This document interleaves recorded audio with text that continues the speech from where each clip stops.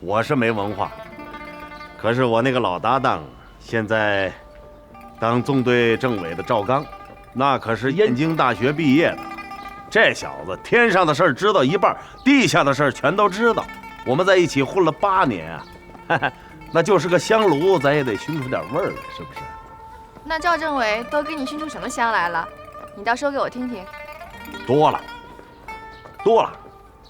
这小子喜欢诗，他教了我不少。哎呦，有不少我都不记得了，不过有的我还记得。我背给你听听。好啊，背。醉里挑灯看剑，梦回吹角连营。800里分麾下炙，50旋帆塞外声。他娘的，下边我记不住了。沙场秋点兵。对，我是小罗，王副军长您好啊。哎呀，我说小罗啊，你这个狗东西，快把老子给忘了吧！哎呀，哪能啊！您军务繁忙，我是不好意思打搅首长啊。你有什么事吗？当然有事了，啊，不过也没什么大事儿。是这样，有人啊向我推荐个人，这个人啊在你们医院工作。哦，明白了。您说是谁呀？是个女娃，听说姓田。小田啊，你也懂诗啊？我还没看出来啊。这都是我5、6岁时候背的。大知识分子啊！我老李可是圣人面前背3字经了。背诗算什么？和指挥一个诗相比，那可真是小儿科了。谁不知道首长的2诗是主力中的王牌啊？互相学习，互相学习嘛。这政治条件怎么样啊？不是太好。我曾经调查过，他的家庭政治背景很复杂，出生名门，父母都是文化名流，政治倾向很模糊。我说罗主任啊，一个小丫头嘛，这个家庭是家庭，关键是她自己。我看这个姑娘没有什么问题，这小小的年纪能跑出来参军，说明她有觉悟嘛。我们党历来的主张是重在政治上的表现。首长，您说的对，田宇入后的表现一直很好。王副军长，您是？抽时间啊，我过去一趟，见见这个丫头。你呢，先和这个姑娘打个招呼，做做工作。看她有啥子要求。我的情况呢，你都知道，可以向她介绍一下吗？可是，首长，有个情况你还不知道，田宇现在护理的重伤员是个师长，那个师长好像有点那意思。小田啊，胜利之后打算干什么？我想上大学完成学业。您呢？当然还在部队干了，离开部队我什么都干不了。再说了，部队总得有人干，总不能都走了吧？等以后我老了干不动了，就让我儿子来接班。首长，您儿子多大了？现在还没有，等将来会有的。走吧。哦。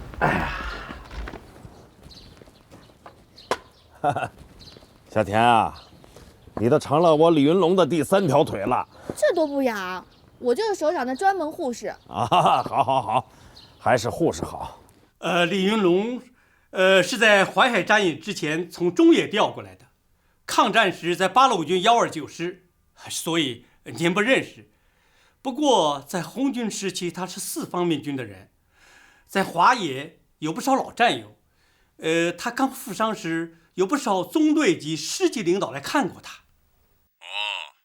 是4方面军的。我觉得就算是不认识，可能也见过面。首长，要不这个小田儿，咱们是不是先不考虑？咱们再换换别的人？不行，老子就认准这个小田了。这个李什么不是还没和这个小田结婚吗？没结婚就好办，他能谈，老子也能谈，谁谈成算谁的。哎，你怎么不说话？哎呀，首长啊，这个理事长脾气大得很，不是个轻易服输的人。再说了，我们这些做基层工作的同志也不好办的，我们是谁也惹不起呀。胡扯！老子非要见见这个理事长，他脾气大，难道老子就是好脾气吗？就这样吧。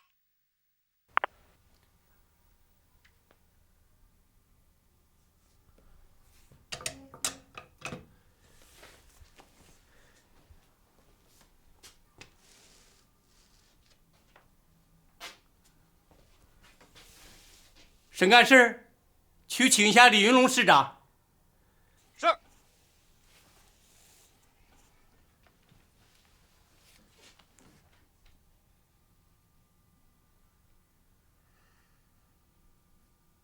哎，罗主任。哎呦，理事长，快来，快来，快来！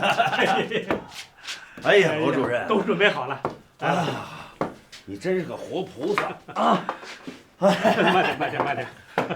只是送佛也得送到西天，就这么点儿啊？不尽兴是吧？那简单啊！我让小田再给您。哎，别，就这点就行了。真那么好喝呀？你看你这话问的，这好比问一个和尚经书好看吗？看来还是你老搭档懂你呀。喂，我要的赵政委的电话接通了吗？好，我知道部队南下，想想办法。好，接通了就按这镇领有急事儿。理事长，你在这儿慢慢喝着，一会儿赵政委那儿接通了，你们战友好好叙叙。我到病区有点事儿。站住！要是遇到小田儿，你会怎么说？我就说理事长正在我那儿看文件呢。还是你罗主任的水平高啊！啊，看文件，看文件。哎，我怎么没想起这个理由啊？你理事长顶天立地对付一个小黄毛丫头，用不着这么多理由。哎，指挥员要注意形象。理事长，那就在这儿形象吧。喝完了定量，可不许乱翻啊！翻也白翻，藏东西我比赵政委可水平高啊！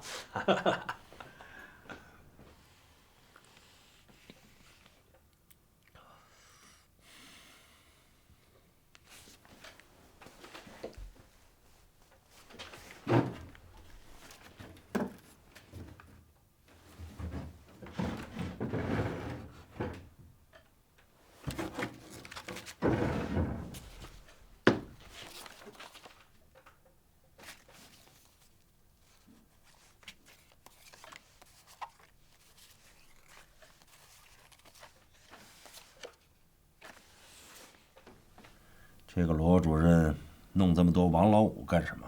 啊？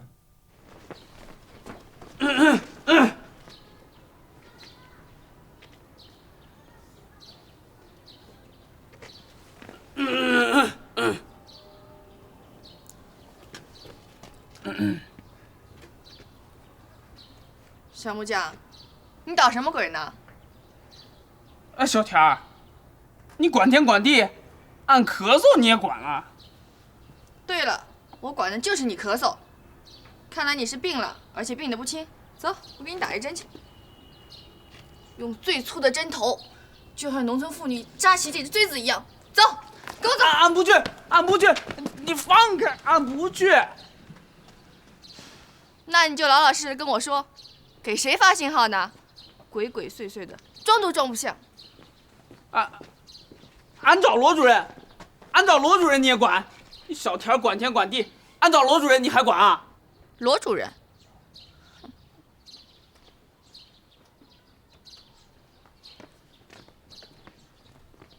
嘿嘿，你小田儿也有怕的，俺还以为你是天不怕地不怕的孙猴子嘞。老赵啊，我正在喝你送来的酒呢。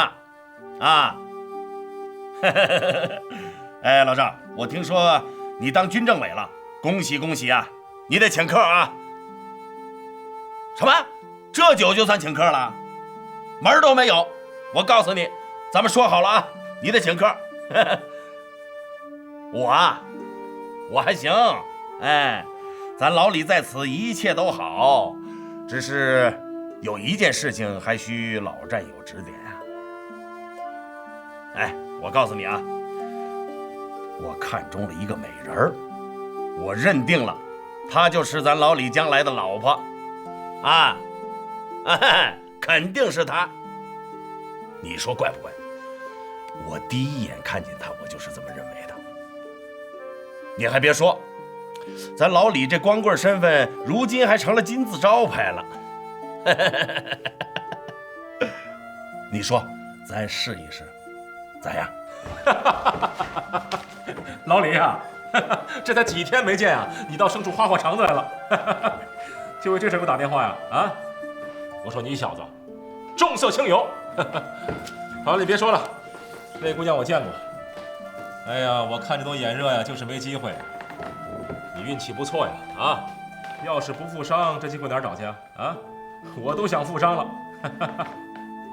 什么？让我教教你，首长。喂，签字啊，稍等啊。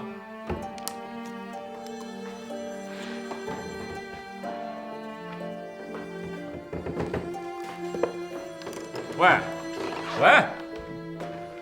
你让我教教你，你把我当什么人了？啊，西门庆啊，整天琢磨这事儿，啊？哎呀，你我都是光棍一条，谁比谁有经验呢？啊？你让我想想啊。这首先啊，你跟人家说话的时候啊，你的眼睛最好装着漫不经心的看着别处，别那么色眯眯盯着人家，这样容易把人盯毛了，把你当色鬼啊。还有啊，等一下啊。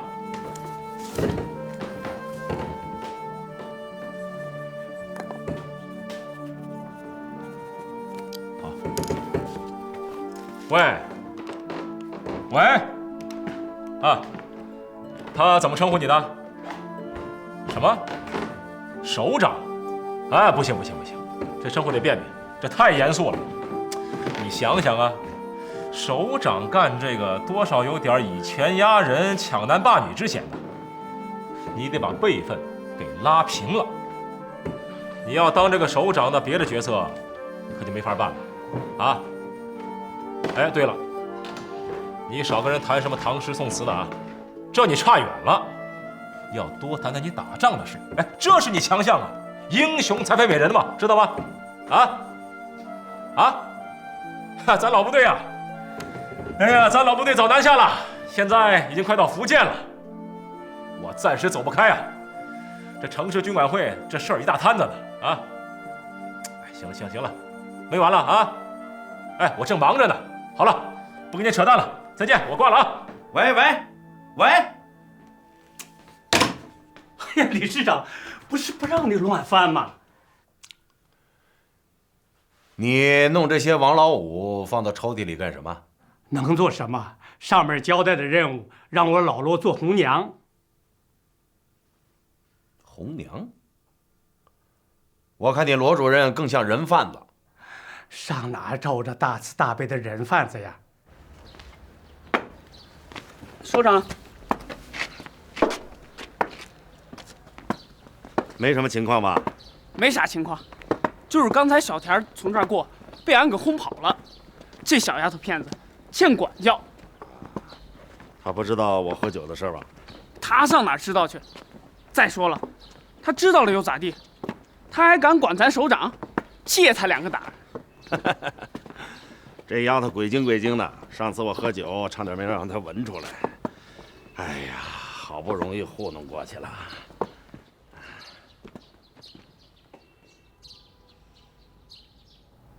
说啊，怎么不说话了？小木匠，我可真没看出来，你居然是个当特务的料。表面上老老实实的，其实啊，一肚子坏水，一转脸就说我坏话。首长，你的酒在哪儿呢？交出来吧。哎呀，对不起啊，小田啊，我到罗主任那儿去串门，看到他桌上有瓶酒，我就问罗主任，我说这是什么酒啊？你猜他怎么说？他说这是酒精，是消毒用的。我说罗主任啊，你别蒙我了，那酒精我还没见过，不是这个样子。他说不信你就尝尝。我说尝尝就尝尝，你以为我不敢啊？就这样喝了一口，就一口。不信你问罗主任。好吧，首长是不常犯错误的，偶尔犯一次错误也是应该原谅的。对，不常犯错误，应该原谅啊。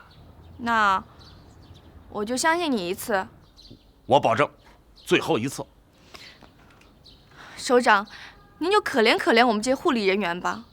我们整天起早贪黑，尽心尽力的，每天就盼着伤员能够早日康复。我们就是再苦再累也心甘情愿了。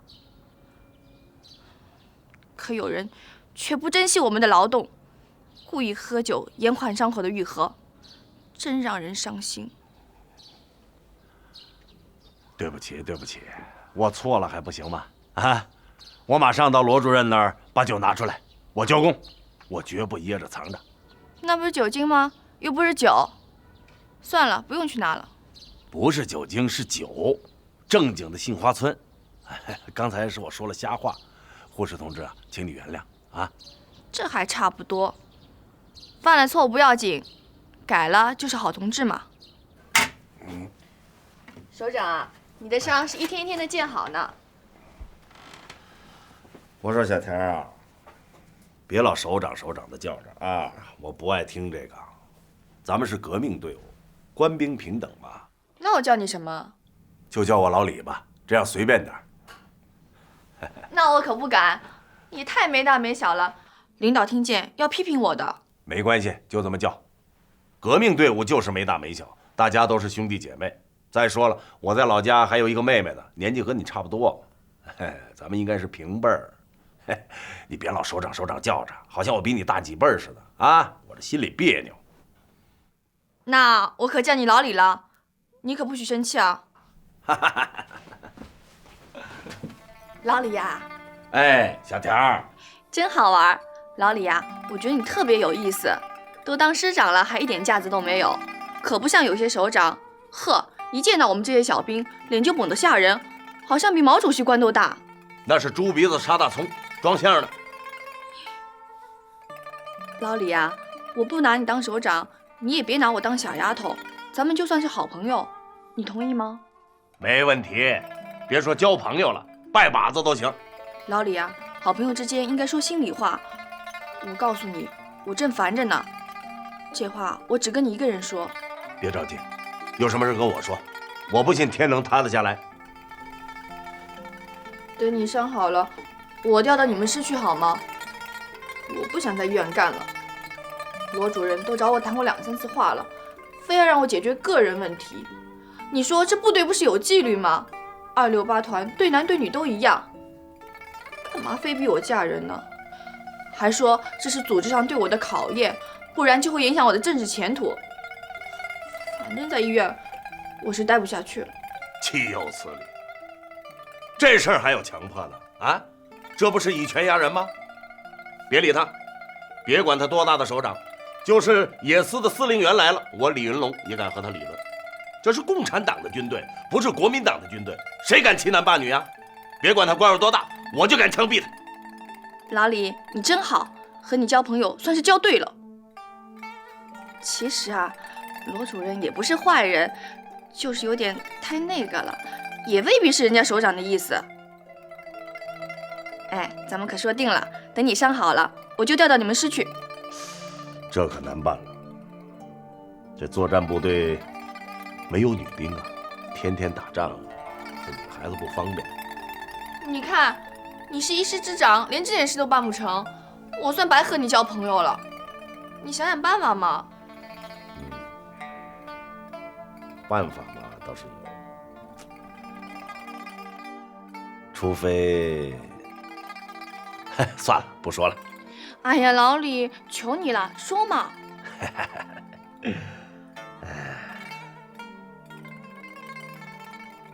让我想想，过几天我再答复你，啊。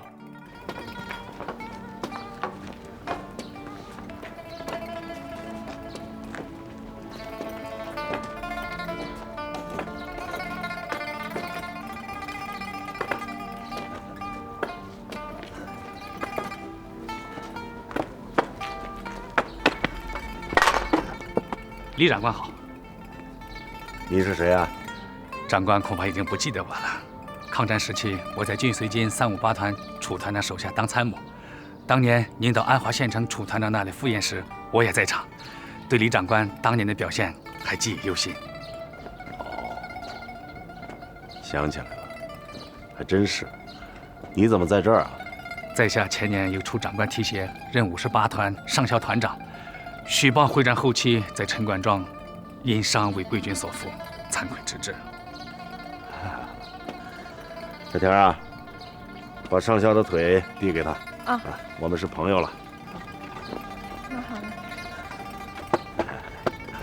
好，你在这儿待会儿，我们去走走啊。嗯。我和上校说几句话。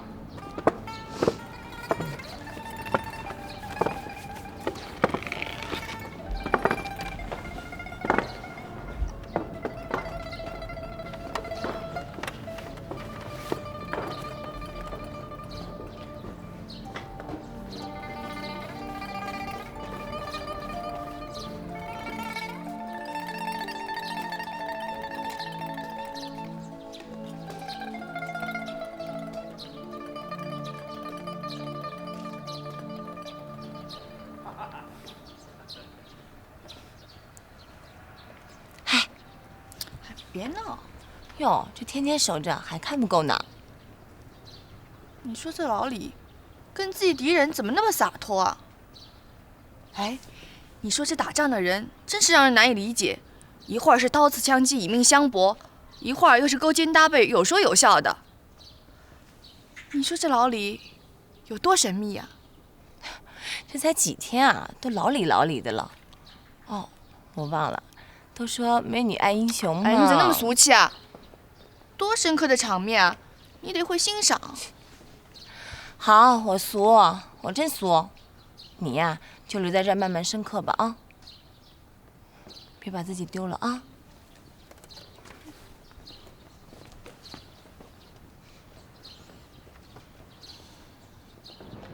这晋绥军358团怎么划到第5军去了？我们楚师长也是黄埔生，和杜聿明长官有旧交，被杜长官划入第5军了。哦，是这样。楚云飞是个人物啊，到了第5军也不算委屈他。说心里话，你们的5大主力都是硬茬，那不是吹出来的，还真能打。抗战时候打了很多漂亮仗。你们楚师长手够黑的。老朋友几年不见啊，见了面二话不说，上来就是一炮。你看把我这浑身炸的，还不错，零部件都在。楚师长也中了2发子弹，有一发呀，离心脏还不到1公分，差点没救过来。那我们就两清了。他现在人在哪儿啊？楚师长受伤的当天晚上，我们来了一辆通讯车，送他去了徐州陆军医院，后来转到福州。老实说，我一点也不记他的仇。长官，我有一事不明，不知能否赐教。请坐。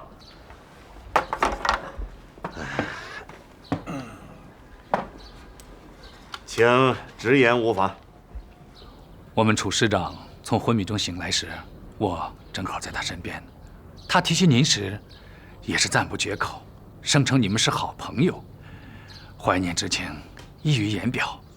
我们几个老部下很不理解，既是好朋友，怎么战场相见，手下都毫不留情，非置于对方于死地呢？彼此打成这样，还一点不记仇，我很奇怪。这没什么可奇怪的，我们都是军人，各为其主吧。私交是另一码事。如果我当时手软了，我就不是李云龙，他也不是楚云飞了。战场上有战场上的规矩，我把他干掉了，国军就少了一个能打的将军，国民党垮台的就快。反过来也是这个道理，你明白了吗？战场上的你死我活，并不影响我们的交情。我明白了，长官，是朋友，早晚都会相见，到那时相逢一笑泯恩仇。我们毕竟都是炎黄子孙呐。没错，我说过，国军的5大主力都不是孬种，装备好，火力猛，攻防兼备，单兵作战能力强，那野战攻势构筑的真是行家呀！那么短的时间环形攻势、隐蔽处、火力支撑点、连环地堡群，一下子全都建起来了。坦率地说，拉出我们解放军任何一支部队单个较量，在人数相同的情况下，我们都不是对手。我们的装备差，训练也差，单兵作战能力不如你们，可是我们打赢了。这里边除了战略战术之外，恐怕和你们的政府有关。蒋介石干得有点出格了，他那4大家族够有钱的了吧？还要脸，那还让不让老百姓活了？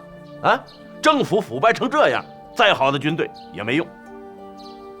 兄弟，我跟你说，别跟蒋介石那老东西干了等伤好了，跟着我，咱们一块干。解放军的高级首长真是没有一点架子。我兵败被俘时，也想过杀身成仁。作为军官，被俘是耻辱。可是现在我想通了，这不是抵抗异族的侵略战场，而是内战。身为军人，在自己的国土上和自己的同胞打得你死我活，实在是没意思。我要好好想一想。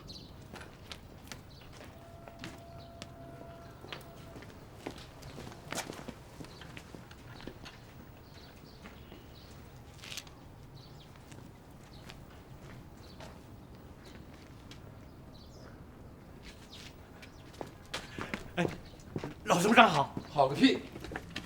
你们俩在这等着。是。你这小子，连这点事都办不成，还得老子亲自跑一趟。哎呀，是我无能，是我无能，辜负了老首长的信任和培养啊！那小田在哪儿？带我见见去。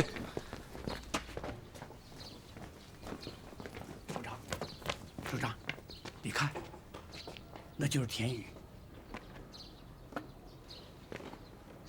这姑娘长得可真水灵。哎，首长，该打针吃药了。老首长，那边那个就是李云龙师长。李云龙，这个人我怎么看得这么眼熟？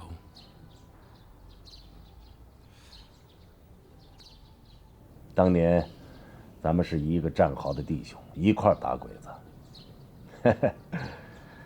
楚云飞帮过我的忙，我还欠着他的人情呢。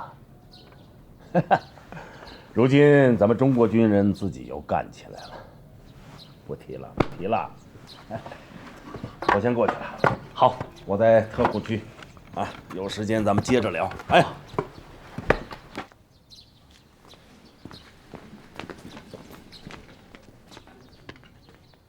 小罗，去把那丫头给我叫来，我要和她谈谈。首长，还是等一会儿吧，现在不合适。我让你去你就去，怎么这么多废话？哎，首长，走吧。首长，那个军官也是被俘的，你为什么没有像对待武田医生那样呢？你不是最看重军人气节吗？傻丫头，我和他都是中国军人嘛，自家兄弟还有打仗的时候呢。军人以服从命令为天职，战场上刀兵相见，你死我活，错不在军人，错在蒋介石。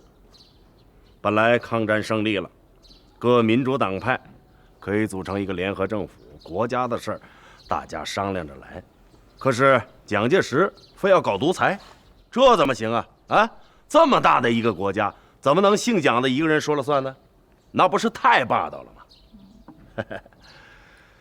不过，蒋介石这个人虽然糟糕，国民党的军队还是不错的。抗战的时候，他们打了不少硬仗，长了中国军人的威风。对于这支部队，我是尊重的。我们都是中国军人，政见不合可以战场上干一架，可是坐下来还是可以握手交朋友的。要是哪一天我们再和日本开战，那我们中国军人会共同对敌，那才是中国军人的气节。小田啊，你先送理事长回病房，然后再回这里，我有事找你。罗主任，有事儿您就现在说吧，反正见理事长也没事儿，我让他在这儿坐会儿，等我一会儿好了。还是先送理事长吧，我这不着急。老李啊，那我先送你回去吧。走啊。老子不回去，这太阳多好啊！啊，我要晒晒太阳。老罗，你们谈，我不碍你们事儿。好，那理事长，你先坐会儿。小田，你跟我来。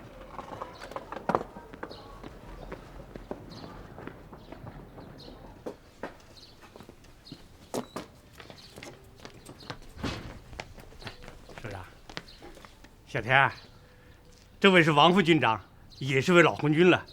今天首长来我们这视察，想找你谈谈。首长好。好，小田同志，我可是早就听说过你了。今天我从这里路过，你们罗主任是我的老部下了，我来看看他。罗主任向我汇报了你的情况，说你入伍后政治觉悟提高得很快，工作上也表现不错。罗主任还准备做你的入党介绍人呢。感谢组织上对我的培养。应该的。我们的干部要关心每一个战士，不但从政治上关心，更要从生活上关心。小田同志，你家还有什么人吗？有什么困难可以向组织上提吗？家里有父母，没有任何困难。罗主任，你过来。哎，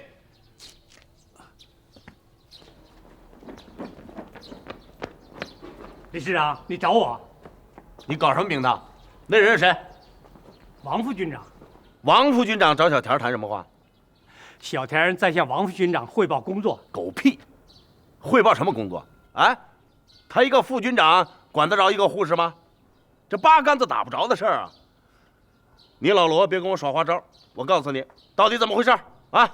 你说，不然老子拿拐杖敲你！哎呀，是这样，王副军长在参加革命之前有父母包办，在家结了婚，在老家还有俩孩子。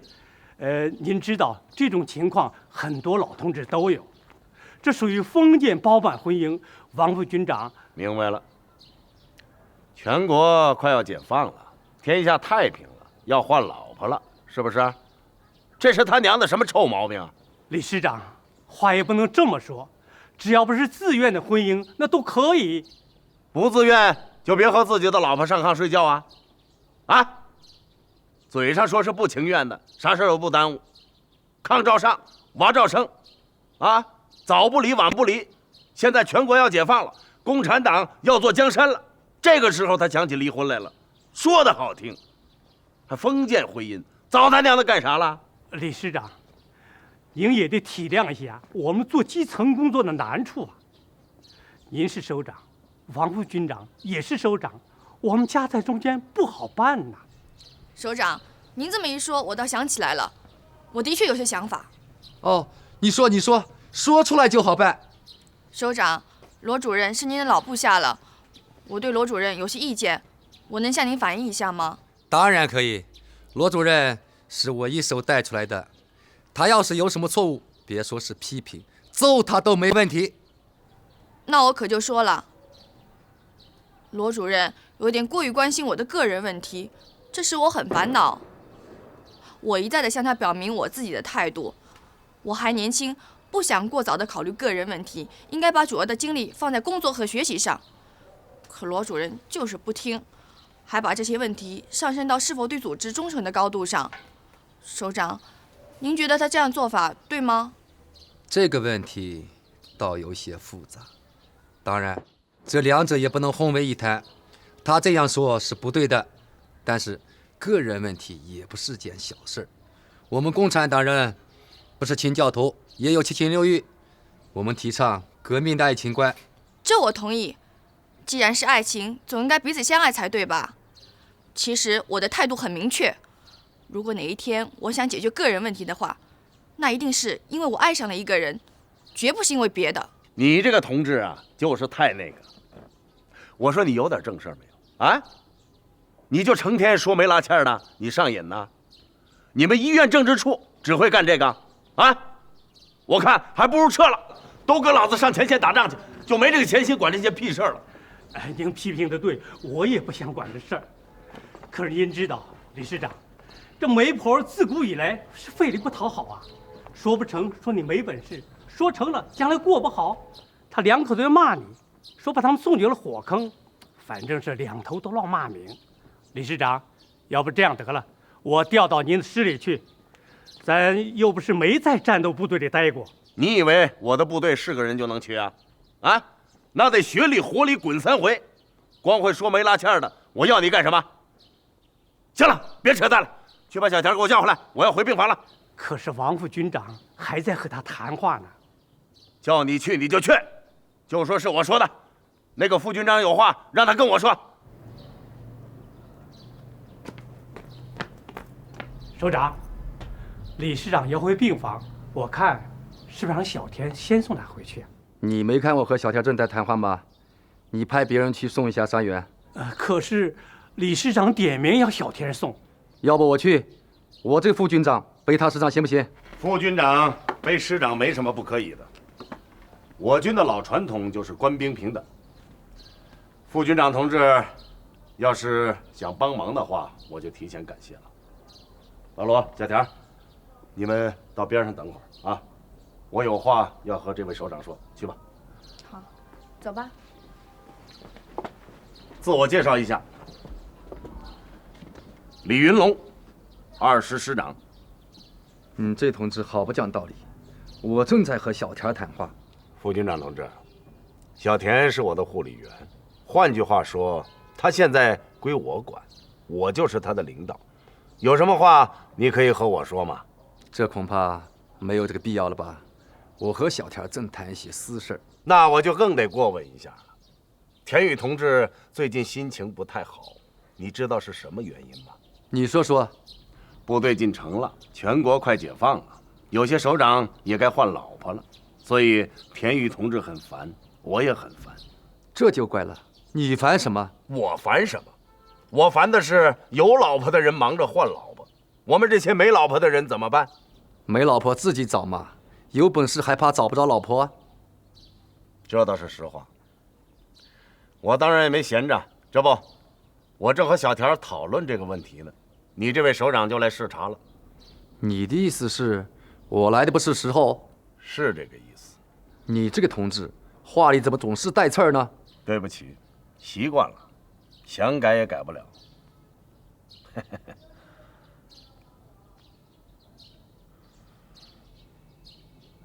副军长同志看着很眼熟啊，在鄂豫皖根据地待过。我看你也眼熟。没错，我也是原4方面军的，在鄂豫皖根据地工作过。你是？想起来了，松云岭战斗。你是那位王特派员。你就是那个李团长。当年松云岭一别，一晃10几年过去了。那年突围后，我还到保卫局去找过你。保卫局的人说你调走了，他们问我找你干什么，我说我还欠王特派员一颗人头呢。老李啊，过去的事儿就过去了，咱们不要再提了。当年我也是在执行任务。再说了，中央已经对当时根据地的肃反运动已经做过明确的结论，咱们还是不要再犯历史的旧账了嘛。这我同意。但愿我们这支队伍别在窝里斗了，多少好兄弟，多少好战友，没有死在战场上，都倒在了自己人的刀下。要是就此打住，我也没什么好说的。怕，就怕将来再来这么一场。老李呀，我先去开会，咱们改天呢好好的叙叙旧。我先告辞了。